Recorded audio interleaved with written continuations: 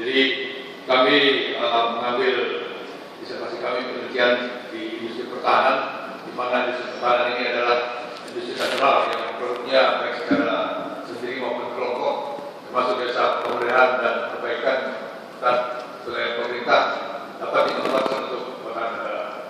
Jadi ini adalah merupakan hal yang penting menurut kami untuk kami teliti, karena sampai sejauh ini industri pertahanan banyak memberikan kontribusi kepada negara, namun juga banyak persoalan-persoalan yang dihadapi.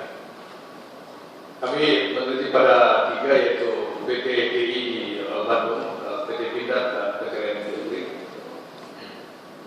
Sekilas perkembangan kemajuan perusahaan bermasalah saat ini di PT Pindad Indonesia sudah cukup baik. Sejak tahun 98 sempat ada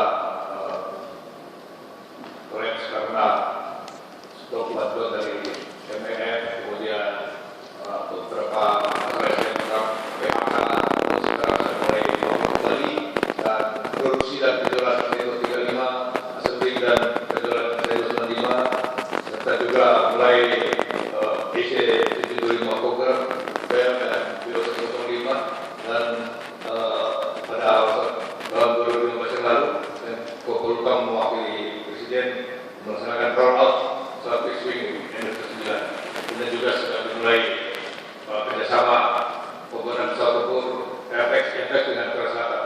Ini perkembangan yang saat ini sudah memungkinkan, namun selain itu permasalahan antara lain adanya keterlambatan delivery komplain dari terutama dari Ankam, komplain dari kecewaan user atau sudah sampaikan di dalam presentasi kami, juga adanya financial gap.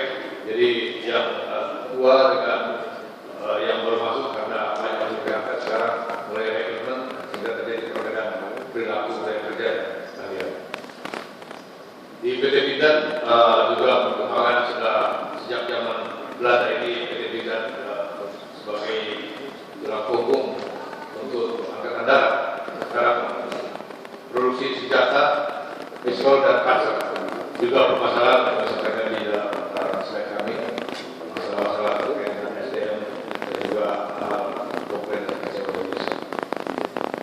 PT Industri bergerak di bidang elektronika, sistem regular supervisor tahun 2014 sudah mulai bergerak maju, namun ada permasalahan juga yang sudah sampaikan terutama masalah SDM. Nah, dengan demikian dari latar belakang ini kita lihat bahwa kemajuan suatu perusahaan itu sangat tergantung daripada SDM dan juga dalam bidang lain tentang ekonomi. Untuk hal ini kami penelitian fokus pada unsur SDM selain unsur lainnya seperti latar belakang penelitian kami sudah melaksanakan beberapa penelitian di PT Pindad, dan PT DI. Berdasarkan hasil penelitian kami terdapat didesain masalah-masalah. Ada 6 sini kami aspek yang ditanyakan: kepuasan kerja dengan penilaian positif 30%, namun untuk penilaian berlaku dan negatif ini tidak disukai oleh manajemen. Jadi kita yang diperlukan adalah penilaian positif. Dengan demikian kinerja hanya 65, sedangkan penilaian berlaku ada 35. Ini yang kita harus naik dan kami teliti dan observasi. Dengan demikian kami berdasarkan fakta yang melatar belakangi permasalahan berkaitan secara teoritis, maka kami tetapkan rumusan masalah yang juga secara tidak ada kaitan dalam kalimat tanya, apakah pelatihan berpengaruh positif terhadap kinerja karyawan, kemudian budaya organisasi terhadap kinerja karyawan, motivasi kinerja atau motivasi kerja terhadap kinerja karyawan, kepuasan kerja terhadap kinerja karyawan, pelatihan terhadap kepuasan kerja karyawan, budaya organisasi terhadap kepuasan kerja, motivasi kerja terhadap kepuasan kerja, dan budaya organisasi terhadap motivasi kerja. Itu adalah rumusan masalah kami. Kemudian di sini kami kembangkan model konseptual penelitian. Jadi ada 5 variabel yang pada kinerja karyawan tentunya dengan dimensi masing-masing tertera dalam putusan.